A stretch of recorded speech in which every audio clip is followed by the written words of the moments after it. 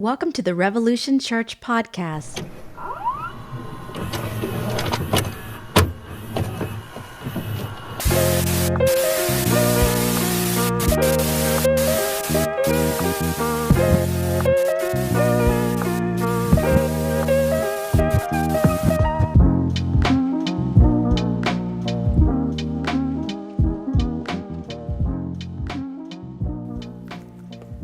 Well, good morning.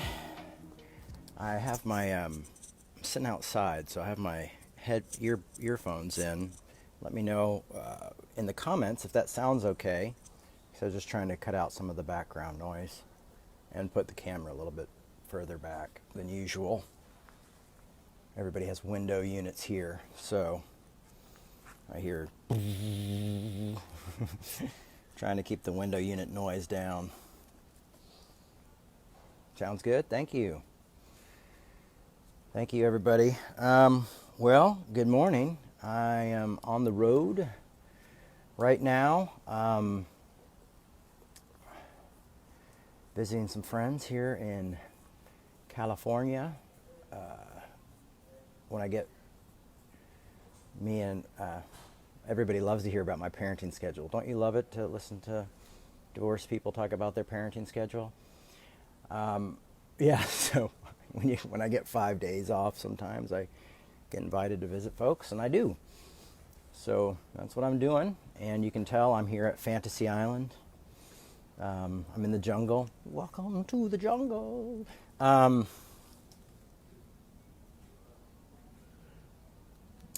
thank you, Ken.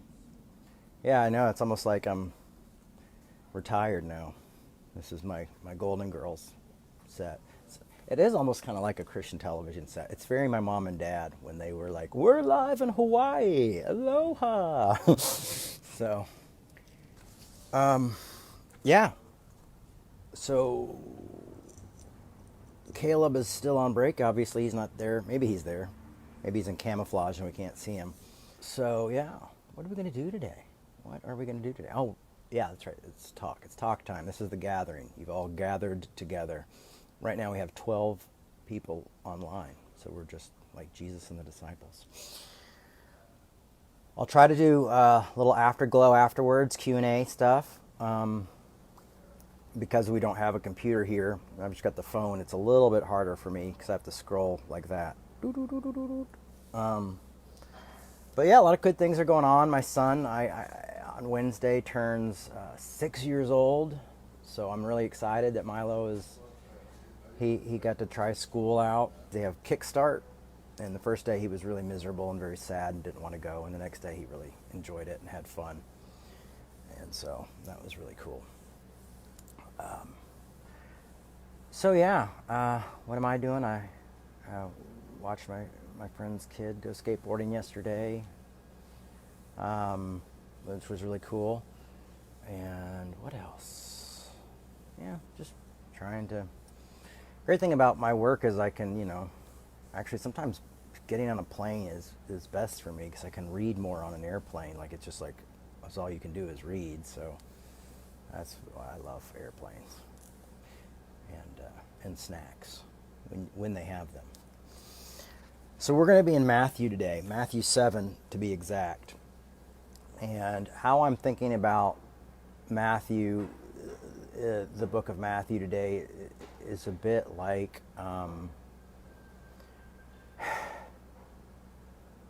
kind of taking off our lenses of tradition. For some of us who've grown up in the church and heard the Gospels so many times, want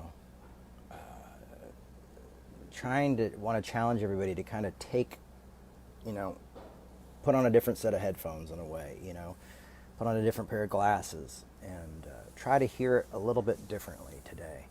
And I think that's what's important, is that we start to re-examine the Gospels and the Bible as well. But re-examine them in a way that's not so steeped in tradition, and surrounded with all these ideals and expectations and what we've been told something means, and trying to actually research what it actually means.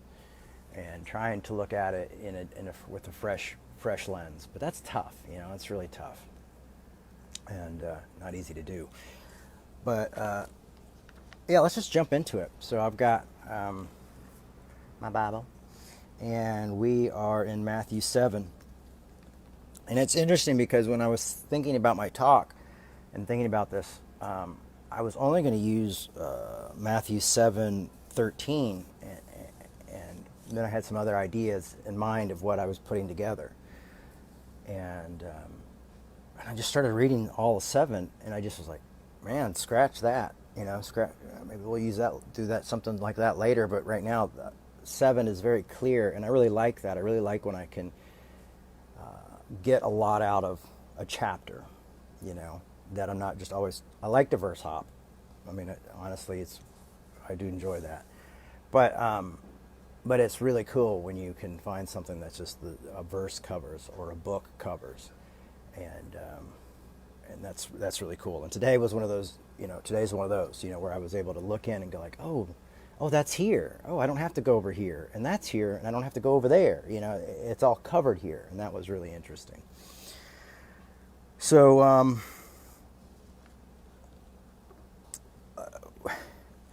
let's start with this way.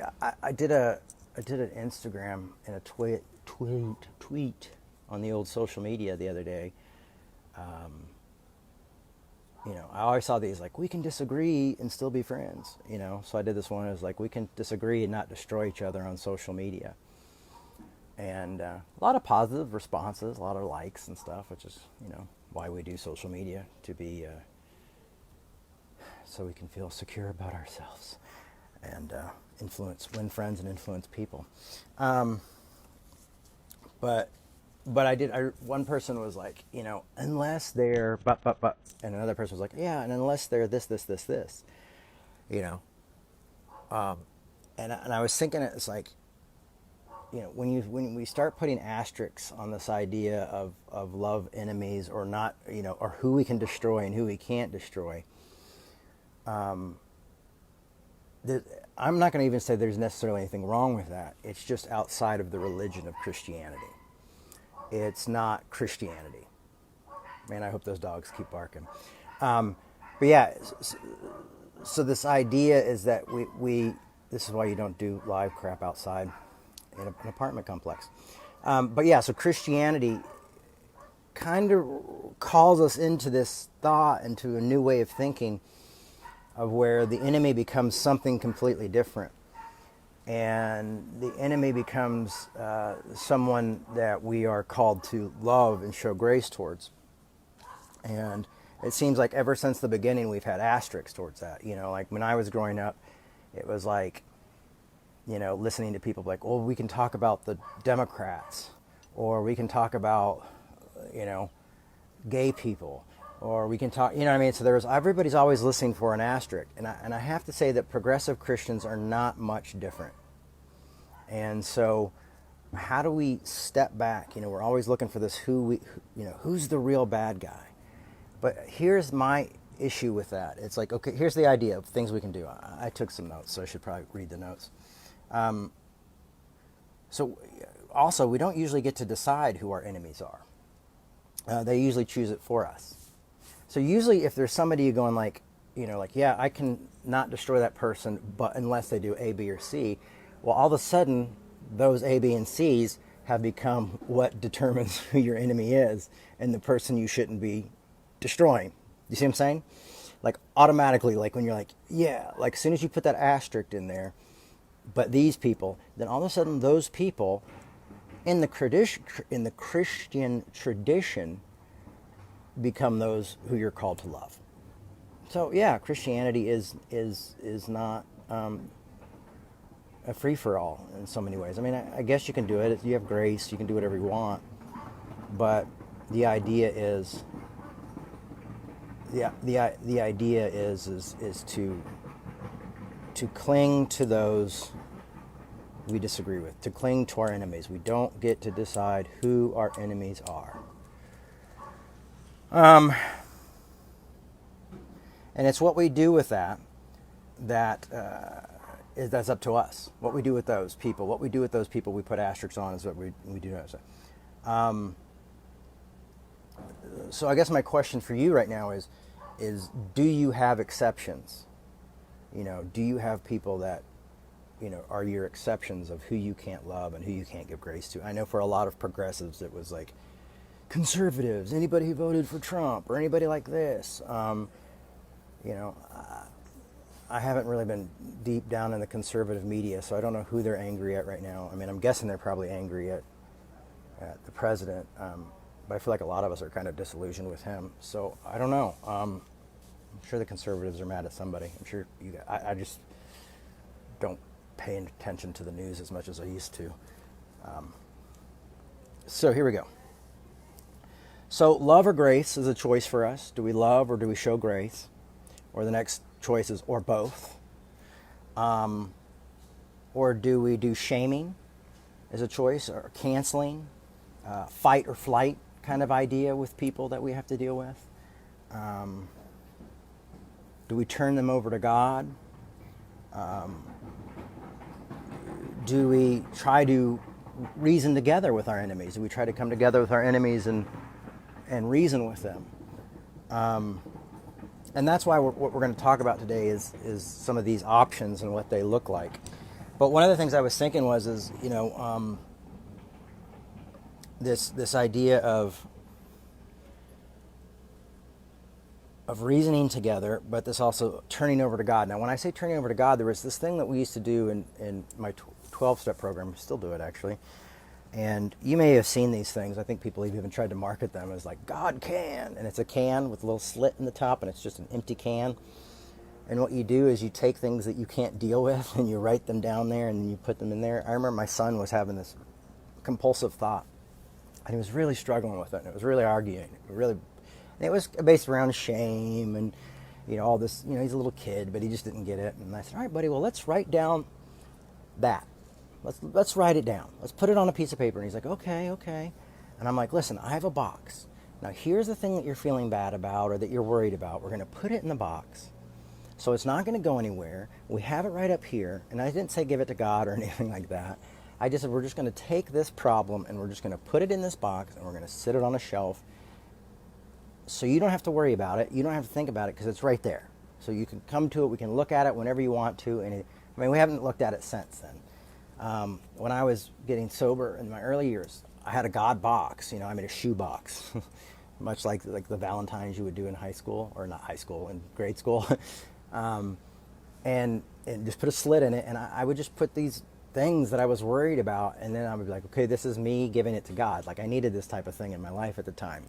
I used any tool I had at the time, and so I would just write somebody's name down or something I was worried about and put it in there. And so when it hit my mind, I was like, oh, I gave that to God, so that's not mine to worry about. And I know that sounds corny, but it's one of those options. I think one of the options we have in Christianity for loving our enemies is when I said giving them to God, is kind of stepping back and praying, or sending good vibes, as we like to say now, or whatever, thinking good thoughts,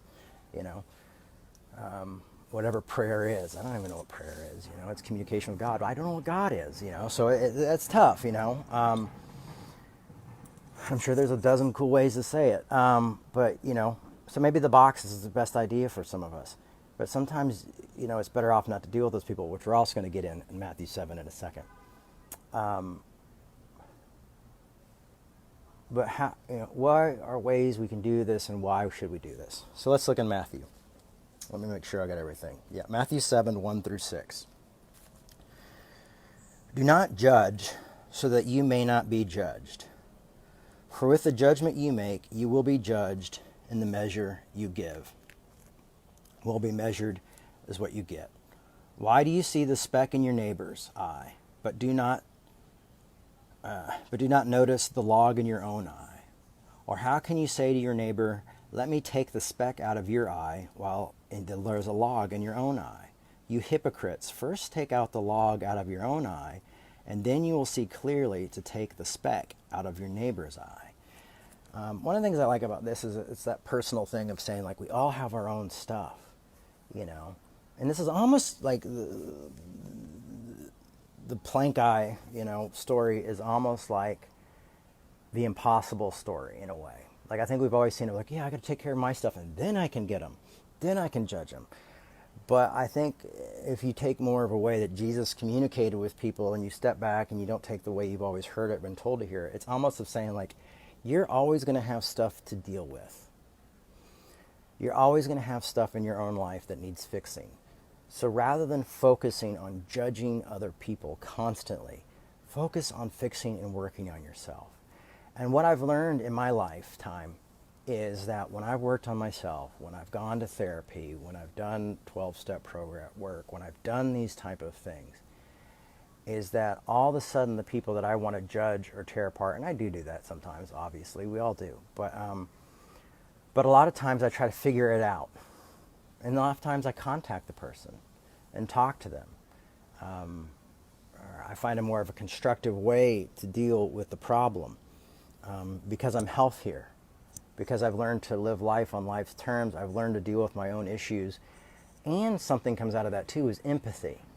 Is you see someone suffering through something or doing something bad, and you can look back at a point in your life where your life wasn't all together, where you didn't have everything together, and go, maybe they're there. Because we're all humans, we're all screwed up, we're all doing screwy things, we all have secrets, we all make mistakes. I mean, that's just the realities of life. I mean, being human is dirty, it's living, it's earthy, it's wild, it's life, you know? Even when it's tough, you know, even when I'm just parenting and stuff, it's still, you know, human. And I was once explained, someone once explained to me, one of my sponsors once explained me as someone who's haphazardly human. And, you know, especially at that time. But no, I like to hold on to that like, okay, I'm haphazardly human, so I'm going to allow other people to be human as well if I'm haphazardly human. And you could spend a whole day, a whole hour on the plank eye story. Also, tooth and nail band plank eye I used to really like. All right, so anyway, go on.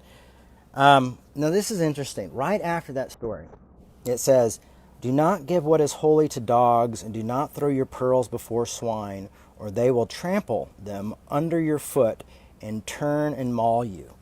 Now this is where I'm talking about giving things to God, or praying, or sending good vibes, or learning to live your life and mind your own damn business.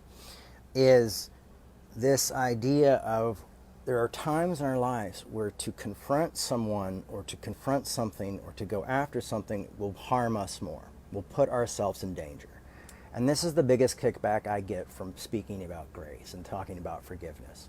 Is people are like, well, what if they're, you know, gaslighting, or what if they, you know, hurt me in the past, or what if this, or what if I have a trigger, or, you know, all this stuff that, you know, you hear nowadays. And I was just like, you know, that's the pushback I get.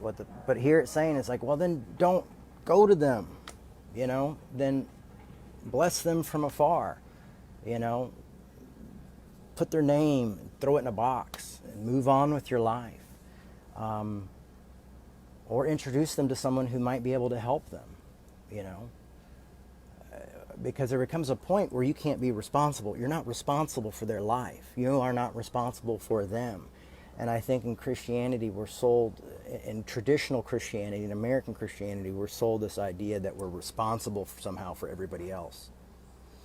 And that it somehow all reflects back on us. And that it has to do with our worth. If we're not fixing other people, then we're not worth anything. And, you know, what this is saying is like, there are people that it will be like throwing your pearl to swine. They will be turned on and trampled on. You will be attacked. You will be torn apart.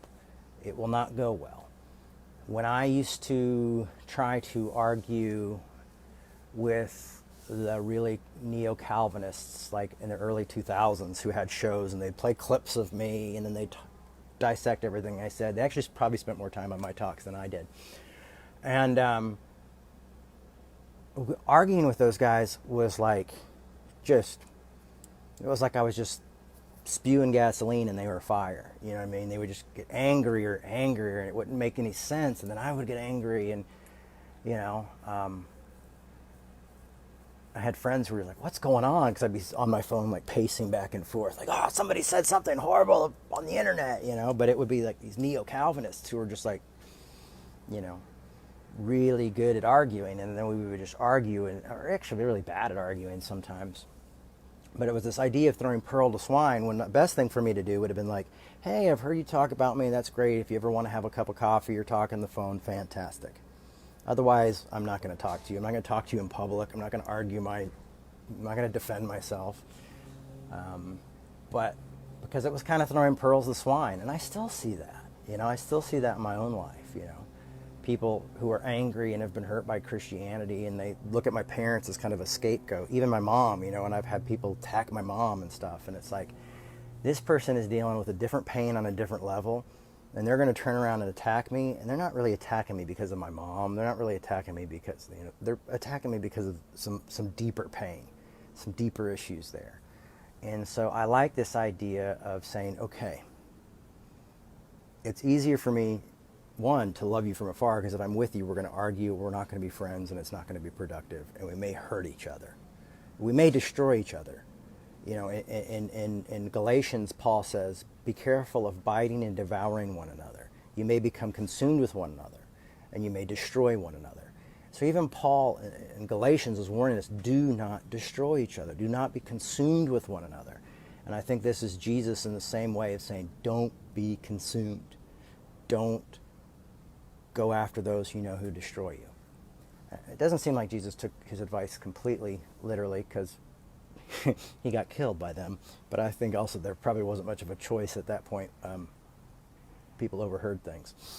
Anyhow, so yeah, I think that's a different way to look at it. Now I'm going to skip 7, which is all about prayer, because I know prayer's not hip nowadays. We send good vibes. People don't like thoughts and prayers, or they just like thoughts. And I always think it's really funny when I see like pastors who are like the progressive pastors who are like, you can shove your thoughts and prayers up your ass. That and 59 cents will buy you a cup of coffee. I don't call myself a pastor anymore. I don't know what prayer does. I don't know if prayer works or not, but it's just funny to me. Irony is funny to me. So then we jump down to 12. If we jump down to Matthew 7:12, and we've got a hit here, folks. We've got a hit. It says, so 12 says, and everything do to others as you would have them do to you, for this is the law of the prophets. Now this is the part where, for me, it gets really interesting, because that's the golden rule. Do to others as you would have them do to you. So in everything, do to others as you would have them do to you, for this is the law of the prophets. So we have this thing summed up. We call it the golden rule. Most of us know it. If you grew up in the church, you know it by the time you're 5 years old. But obviously it's something that none of us ever took to heart. So here's the thing, is like memorizing verses doesn't mean you know how to live by those verses. Knowing those verses like the back of your hand almost in a way does us more of a disservice, because we become numb to them. So like think about it as if it was the first time you heard it today, where someone was like, yeah, you need to love other people the way you want to be loved. You need to treat other people exactly how you want to be treated. That's the whole law. That's Jesus saying, that's the whole law, that's the prophets, that's it. Love people like you want to be loved. Treat people like you want to be treated. And that changes, right? It changes things. And it changes how you see things. And I say, I see a message in it that says it works. Prayer is awesome. I agree with you, but I'm also going to disagree a little bit. My mom died. I prayed a lot for my mom not to die. She died. So I think those are the type of things we have to remember when we talk about prayer, is that sometimes prayers aren't answered. And sometimes serious prayers aren't answered, And there might be a reason for that, and there might be a plan for that. But I think that's the reason. Remember, it's like, yeah, it works, but it's not a magic wishing well, And sometimes prayer works better for ourselves than for others. Sometimes it's almost like being self-reflective. It's almost like a type of meditation, where we're able to meditation on the other person, on other things. I've been with people who've been like, oh, we could praise God. We got a parking lot at the mall during Christmas. That kind of thing. Maybe we'll do a talk on prayer one of these days. I think that would be interesting. And this is the thing, is I am just trying to be as transparent as possible. That's why I say the prayer thing. I don't say it to be mean. I don't say it to be argumental. I say this stuff just to make us think critically and to be honest with ourselves if we're going to follow this religion called Christianity, if we're going to subscribe to it. And, I'm not, if I'm going to subscribe to Christianity, I'm going to probably try to get my ideas from prayer, from understanding what Jesus said about it and what Paul said about it and what these guys said about it, and not the prayer of Jabez or whatever, stuff like that. I mean, a lot has been said on it, but critical thinking to me is extremely important. And for me, it's the only way I'm able to really kind of get through Christianity, is become extremely critical to the prophets and to Jesus, and to critically examine their words and their ideas, and then take it back to the church and critically watch it there too and see how it's been done. And that's, why what I want to do here is sometimes someone's like, what's your call? What are you trying to do, Jay? What are you trying to do with your ministry? And I said, just get the people to think critically, just to get people to think differently and question the things that we've just all our lives been like, oh, that's good news. Is that good news? Is it good news? Well, let's look at it. It's not perfect. But how we treat others, we should treat others. But this is the part that really gets me excited and I think is interesting, and I think this is the challenge here, is in after the golden rule.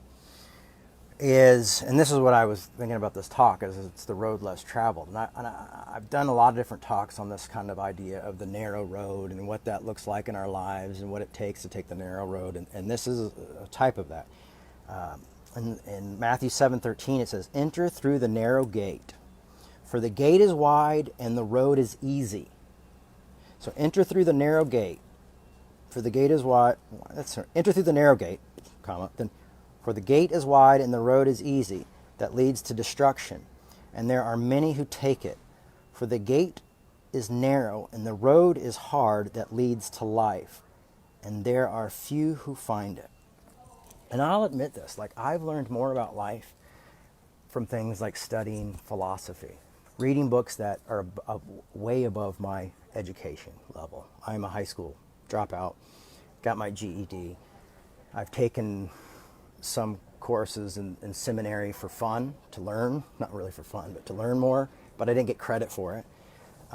So I'm challenging myself, and as I read these philosophy books, or if I read, I've been reading a lot of Freud lately, and as I read Freud or I read Hegel, and these are people who aren't, Freud is actually pretty easy to read, but Hegel is not easy to read at all. Matter of fact, I'm not even reading Hegel, I'm reading a commentary on Hegel. But I've learned more about humanity about this. And you start to realize, the road less traveled. You learn about your humanity, but not everybody takes it. Because we like simple thinking. We like social media. We like quick clips. We like these big things, We like our feel-good self-help books. Like How to Be a Badass, in 10 days. Rock this world. Those books, there's nuggets of wisdom in there. But I'm literally reading books where it's every sentence, every other sentence, it's how do I deal with this? How do I learn more about life? How do I take the road less traveled, if you think about, usually our popular speakers in this country and popular personalities are people who are selling us how to get well fast. I have spent my life going to therapy, and it's been tough. I've gone to electric shock therapy. I've just now started going to see a psychoanalysis, and that's actually been really amazing. But I had to go through 4 years of DBT to understand dialectic behavioral therapy, which has been transformative. But I've had to put in the work. I remember asking Pete Rollins once why he didn't write intro book to pyrotheology. And I always kept bugging him about it. I'm like, you should do it a Dummy's Guide to Pyrotheology. And he goes, Jay, do you know why you understand it, mate? And he's not from down under. But he goes, you know why you understand it? And I go, no, why? And he goes, because you've done the work. You asked me who I read, and I told you, and you picked up Tillich. You read Kant. You read You tried to read Hegel. You read these guys. You read those guys. He's like, you did the work, and now you're understanding it. But for some things, you have to do the work to get there. You have to just take the time to do it. It's like becoming a doctor. There is not going to ever be like the dummy's guide to brain surgery. It's just not how it works. You have to take anything worth saving other people, understanding things. You just can't be like being a mechanic. You don't become a mechanic overnight. And you have to learn. You have to take classes. You have to understand the intricate things. And if those things are intricate, the human body and vehicles and machines and computers and things like that, how much more intricate and detailed is our own lives? But we want to read these like get help, quick help books fast. I mean, I'd honestly be honest. Those are what I tried to write. I tried writing that. And hey, maybe this will be popular. But that's not always the way to go. And is to take the road less traveled. Now, my bigger point here is that the road less traveled is loving your enemies. There you go. The road less traveled is realizing that you don't get to define who they are and you don't get to destroy them. I love Dr. King once said, I will not let anyone pull me low enough as in to hate them. And this is Martin Luther King, and you think about Dr. King's life and everything he has seen and been through and had to deal with just as a child when he was not Dr. King. The racism and just the unfairness of society and the horrificness of the societies at those times. And we still have those types of horrificness, but not as that same level. Where he couldn't go to wanton fountains or go to certain areas or sit in certain seats or travel in certain places. It was horrific. And this is the guy who says, I'm not going to let anybody drag me down far enough. And I'm like, you've been dragged down pretty far. Like, how far do you have to go? But he said, I'm not going to let anybody drag me down to hate them. And that is why we hold Dr. King as someone so special, is because he took the narrow gate. He went through the narrow gate. He took the narrow road. I talked about that when I became affirming. And I said, I'm going to take the road less traveled right now. And for me, my world was the church and speaking at Christian festivals and doing all these things. I was still very challenging to those people, but I'm like, this is their deal breaker. And I felt like I'm taking the narrow road, and to them they're like, oh, you're taking the broad road and you're tickling ears, and it's like it had exactly the opposite effect on my, bank account. So I disagree with them. But in my popularity, to be honest with you, the evangelical youth scene really dug me. But hey, I've got 15 people who watch now, so look at me now. Look at my ear tickling. But this is the idea is like enter through the narrow gate and the wisdom of knowing, when to pray, when to move on, loving neighbor as self, the road less traveled. So I will say right now, social media is the broad road, to say the least. Like, to go put your opinion on social media, is like, in some ways it's like farting on an airplane, Everybody gets it. Most people don't enjoy it, and so we can choose to build up or we can choose to destroy folks. We can make those choices, and that's so. What I'm here to say is, like, I'm not trying, because now look at this at the very end. It says, and there are few who find it. There are few who find the narrow road. So one, I don't expect us all to do this. I expect to live into the reality of that few people take the narrow road of loving their enemies and wanting to see their enemies change and see their enemies as, they're abusers, and then you listen to someone like Dr. King who's like, yeah, they are abusers because they've been abused or because they've been victims of misinformation. Like, this narrow road isn't for everybody. And I see it all the time with pushback when I do my big talks on grace and how it's like anarchy and how radical it is and how there is no asterisk. And folks go, but what about this? That's why I think the pearl to swine is an important verse to have here. Beforehand is showing us, like, The narrow road might also, the beginning of your narrow road might be just putting somebody's name or putting a tweet that you were going to write or some devastating thing you're going to put on Facebook or Instagram, or a picture or something, and I'm going to put this in a box. You can save it in a little box. You can have a God box file on your thing. I have so many like angry tweets just in my like cache. Like I could just be like in line to go. Then they're not going to go out. But half the time I've realized, if I turn this into a talk, if I look at this in a different way, it could be something that could really be positive. If I take it out of the 180 character limit. And so that's helped me out a lot. But so I don't expect everybody to do this. And another thing for me is that this is Christianity. This is being a follower of Christ. I don't expect everybody to be a follower of Christ. And honestly, I don't care if you are or not. What I want to do is I want to help you think critically, and if your critical thinking isn't leading you to Christ, then I want to know where it is leading you. What is it leading you to? What are you going through? What are you thinking about?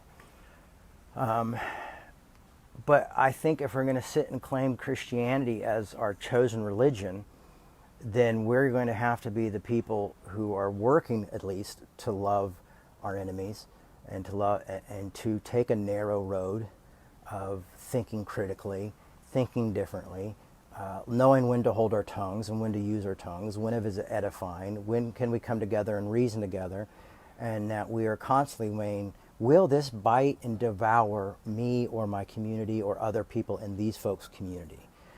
It's funny as often when you see a church fall or fall apart, the whole church usually goes. Sometimes they survive, but they survive so much smaller, And that is a type of destruction there that happens. And you could say it's either that person responsible or how people acted. But Christians don't have a really good record of reacting to failure or mistakes. And these are like people who made mistakes. They're not even their enemies. And then we turn them into enemies. And I remember hearing growing up, it used to be like Christianity is the only army that shoots its wounded. We just boom, oh, weak, boom, gone, boom, It's tough, right, folks? One day I'm going to learn how to take this counter off that's up here in the corner of seeing how many people come and go, because I just need to do it so I don't make a smart-ass comment. See, there's me taking the narrow road. I wanted to make a smart-ass comment, but no, I'm going to take the narrow road and say, if you know how to get the counter off the corner of the live video, please let me know. It probably just makes me insecure. It makes me want to say little things that will be stinging, but won't be stinging to them because they're not here. So hopefully what we're doing here at Revolution is that we're turning the scriptures on their heads, or at least reclaiming them. And I hope that's what we can continue to do.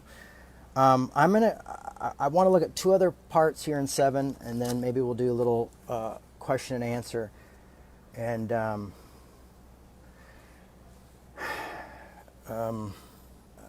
I just saw a question go by from Steve, and I'm like, oh gosh, Steve, it's such a hard one. Do you know the answer to that, Steve? I'm going to make Steve answer his own question why I finished this sermon, and then I'll try to answer it myself. So the narrow gate. Here we have the narrow gate. We're going there. Now listen to this, though. It says, beware of false prophets who come to you in sheep and clothing, but are inwardly are ravenous wolves. You'll know them by their fruit, and grapes gathered from thorns or figs from thistles. In the same way, every good tree bears good fruit, and every bad tree bears bad fruit. A good tree can nor bear bad fruit, nor can it bear fruit. Now, remember in the 80s and the 90s, it used to be that people thought fruit was like, you have a mega church, look at the fruit of his ministry, it's growing. Like, have you met the fruit of his ministry? Have you met the hired fruit on staff? No, but that was how people saw, these were our heroes. And for me, I'm like, fruit of your ministry, like, a certain time is like, if you don't survive, for me in some ways. So but fruit is peace, patience, kindness, joyful, long-suffering. It's actually the fruits of the Spirit is what it's talking about. It's saying, like, you'll know them by their fruits. Like, one of my biggest arguments against the anti-LGBTQ movement is look at the fruits of that movement. It leads to suicide. It leads to homelessness. It leads to mental health issues. The fruit is bad. There is not peace and patience and joy and kindness within those fruits. So, oh man, I'm seeing such good comments come by. I hope I remembered the one I just saw was really good about critical thinking. I want to look at that again. But this beware of false prophets is, I think sometimes we think false prophets, you think of someone, you image a picture of my dad. Let's put it that way. Like, oh, it's Jim Baker, and it's those televangelists and those false prophets. You know, it's not the cool hip guy who's like, hey, the church is full of a bunch of assholes. But sometimes I wonder that. Like, I see a lot of hip, you know, I see a lot of deconstruction happening right now. They call it deconstruction, but like by some of their social media, to me, it's just like, just shit on the church and talk about how horrible your experience was growing up.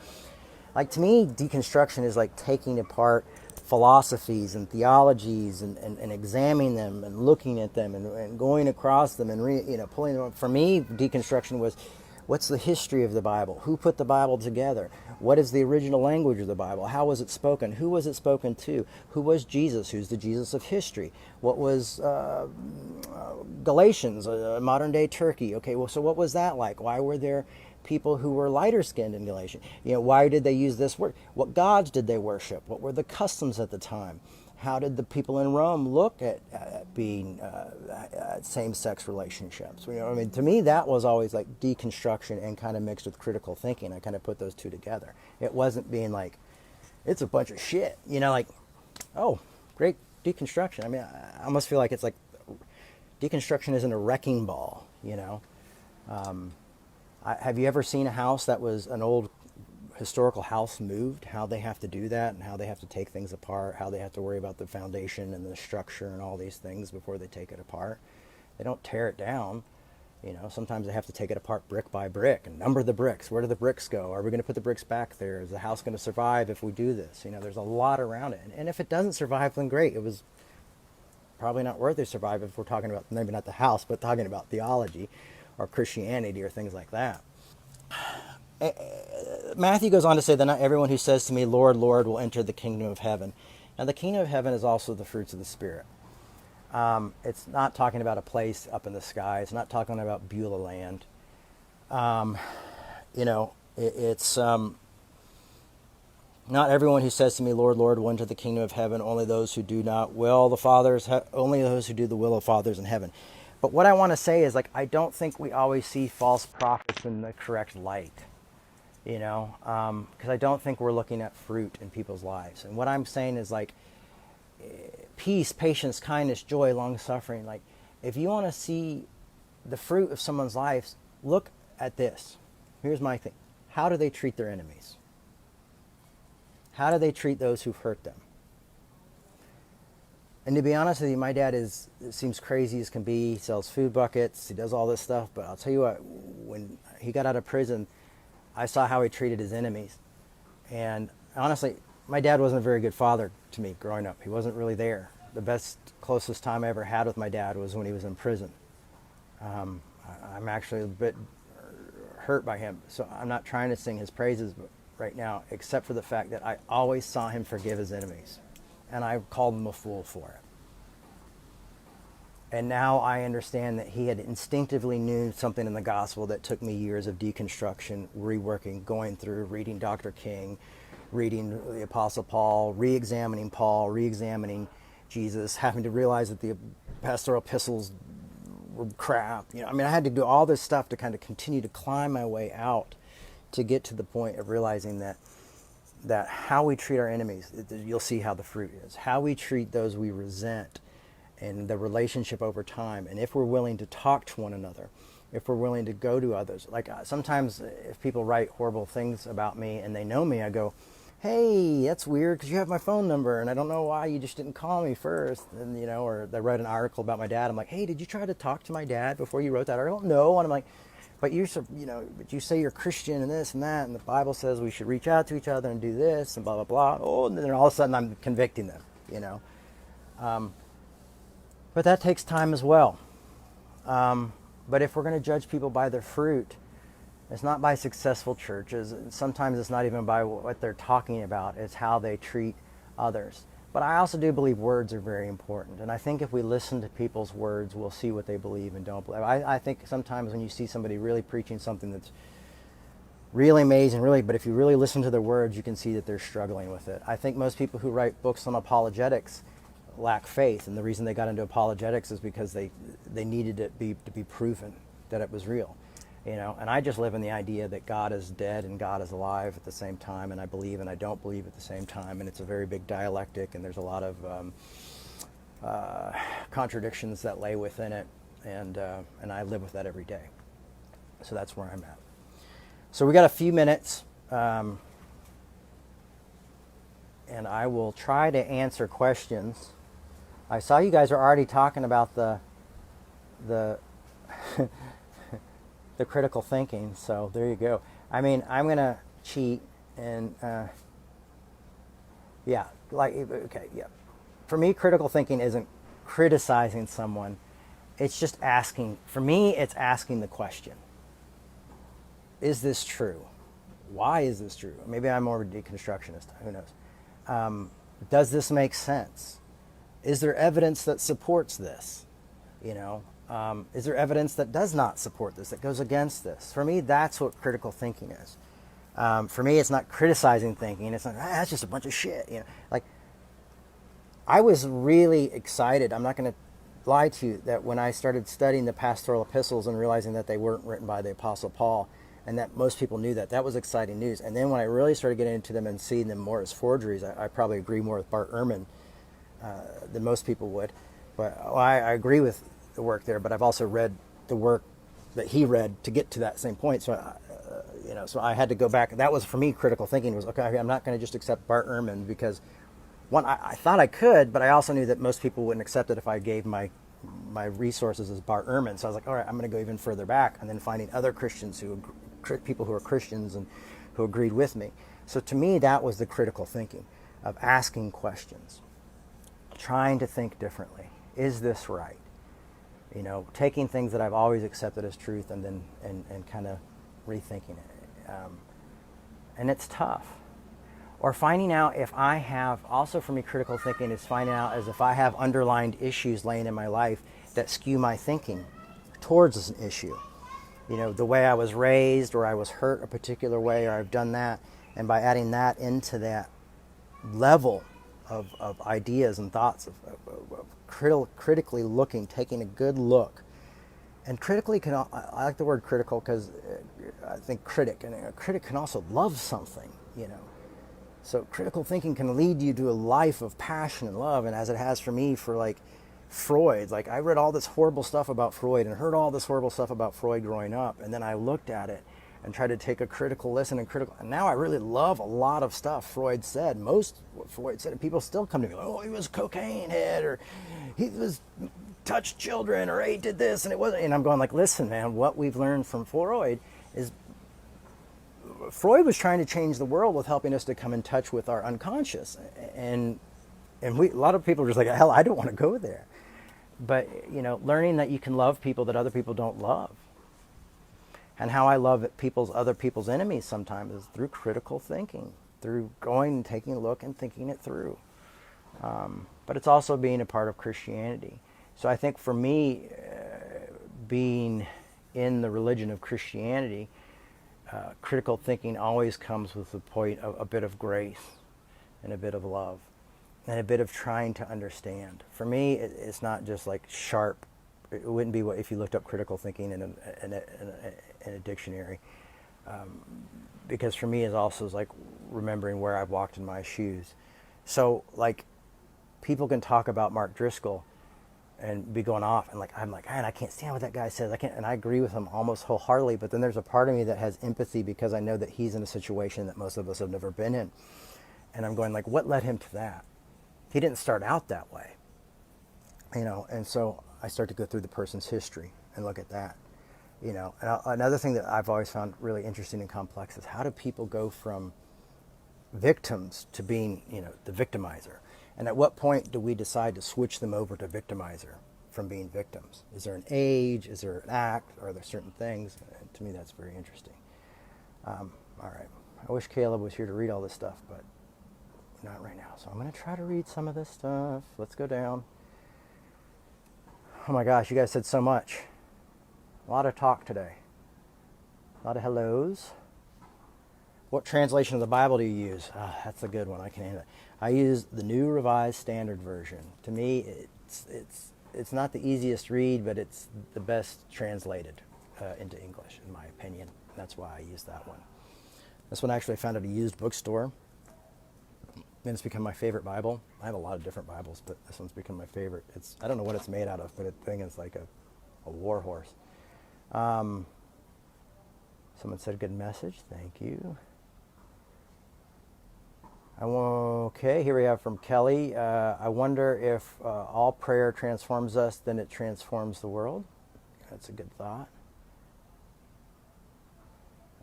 Someone said prayer just brings me closer to God, and I think that's cool. I'm not going to argue with that.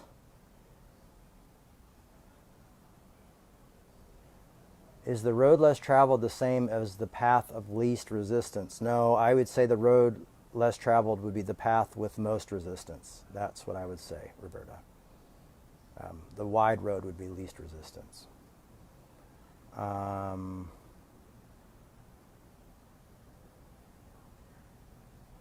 Here is Steve's bomb right here. How do you define critical thinking? Well, I just did my best, but it is often misunderstood. It is sometimes misunderstood as like, hey, I'm going to make a funny meme about how horrible the church was, or what the weird stuff they said about masturbation or whatever, blah blah blah. I mean, I will say, like, lately I've come into contact with a lot of people whose lives are messed up sexually because of how the church raised them in this purity culture. And I definitely think there's worth a look at that, especially in women's lives. I think that really screwed things up. And people are just naturally sexual beings, and to have the church really do that, I think that was cruel and unusual. There are a lot of people talking about critical thinking these days. This is from Kelly. They really mean cynicism. Yeah, that's true. And distrust. That's true too. Of the popular thinking. I would love to have a better working definition than that. I think I would recommend a really good scholastic dictionary as well. That would probably be well. Or probably just a philosopher's writing on critical thinking. Kate said, and I don't know if this is refined to somebody or not. Yes, I was thinking about the blue tack, if it exists over there. I don't know what the blue tack is. I don't know. Okay, I guess not. Wish it did. Kate, I really hope one day I get to come to England. I really wish I was coming to England now to see John Lydon speak and do his Q&A. But I'm going to make it, and one day we are going to sit and have tea and have a laugh. And you can hear me nerd out about everything English, and how when my kids become adults, I'm going to live in northern Belfast, Northern Ireland, and be a regular visit for tea with you. Here we go. Steve, I like when Steve, you answered your own question, buddy. I appreciate it. Critical thinking is not criticizing Scripture or Jesus or Paul. It's asking tough questions, looking at historical context, word definitions, theology, and looking behind and beyond. Amen. Thank you, Pastor Steve. Me and Steve are going to be hanging out soon together, so we'll have to make a little special video for you guys. It's so weird. I realized the other day we've never met each other in person, so I can't wait to hug that guy's neck. We've become very good friends. I don't talk on the phone to many people. I mean, regularly maybe 3, and Steve has become one of them, and I just cherish his relationship. This is a man you should follow and get to know. He is a fantastic human being, and I love him very much. And I think my mom is ecstatic in heaven because we're meeting. Like, it's just so weird. The world is so weird to me. Like, if it took Jessica Chastain or took me doing certain other things for us to get together and become, I think we've met out of a few different weird things that could be seen as traumatic in this world. Definitely. We've met out of trauma, and it's really great. So relationships out of trauma are sometimes some of the best relationships you can make. Steve said again, critical thinking is about analysts. It's about taking the Scripture and Jesus seriously, not necessarily literally. Amen. What translation of the Bible to use? I got asked again, and that is the New Revised Standard Version. Often the Catholics really love it.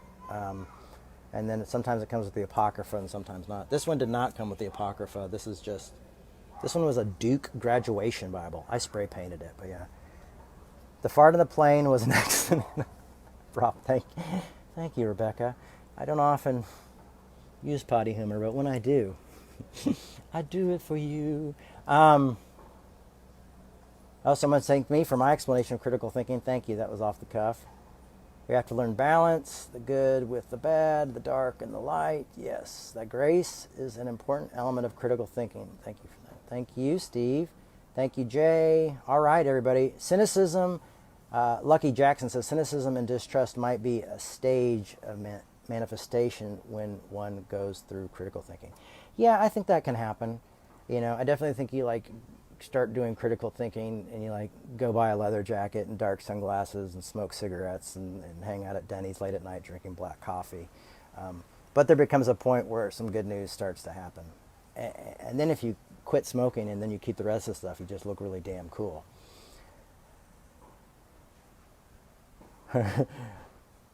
Kate says, yes, let's hope so, and I'll give you a blue tack to put over your phone to cover over numbers going up and down. Oh, thank you. I love it. I guess the blue tack will protect me from my vanity. That's what I need. And well, Steve says, I cherish your friendship. I love you too, and can't wait to hug your neck too. Yeah, we're good buddies. Chrissy Farr says, to quote the great Garth Brooks, some God's greatest gifts are unanswered prayers. Yes, that's a great one. Thank God for unanswered prayers. And we're going to end it there. Thank you, Chrissy. That's perfect. I love that song.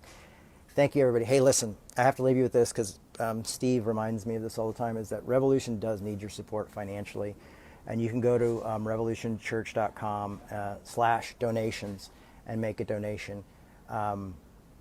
Luckily, I got paid this last month, and I was really excited about that. But the month before, we didn't make it, but we did pay our bills, and so it's just been tough.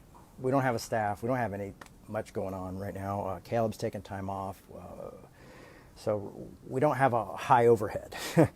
But we really could use your financial support, and so maybe I should pray about it. But I'm going to ask you guys, if you like what you hear, or even retweeting this stuff, tweeting about it, putting it out on Facebook, putting it out on, going to our YouTube channel, posting about it on Instagram, or putting it in your stories about what we're doing, and just getting the word out helps, because if we had a bigger mass, then, just a few dollars would make a huge difference. Right now, we don't have such a huge, so we really do need support, and we need serious support to kind of keep this thing going. But there's going to be a lot going on, so there's going to be a lot of my talks on the road. I'm going to Colorado because a friend of mine is paying for me to fly out and doing a tattoo for free for me of my mother on my leg. I can't believe it. Zero cost to me. I'll talk about it. I'm actually going to probably do a live video from there so you can meet this guy, because it's really incredible. It's pretty cool. And then also I'll be in New York for the premiere of The Eyes of Tammy Faye, so I'll be doing something from there as well. And then my ex-wife is out of town next week, so I have the kids. So if I'm not speaking, someone else will be, because it might not be, because I might be daddy. But a lot coming on here in the future with Revolution. Love you. Thank you a lot. Have a great day. Bye-bye.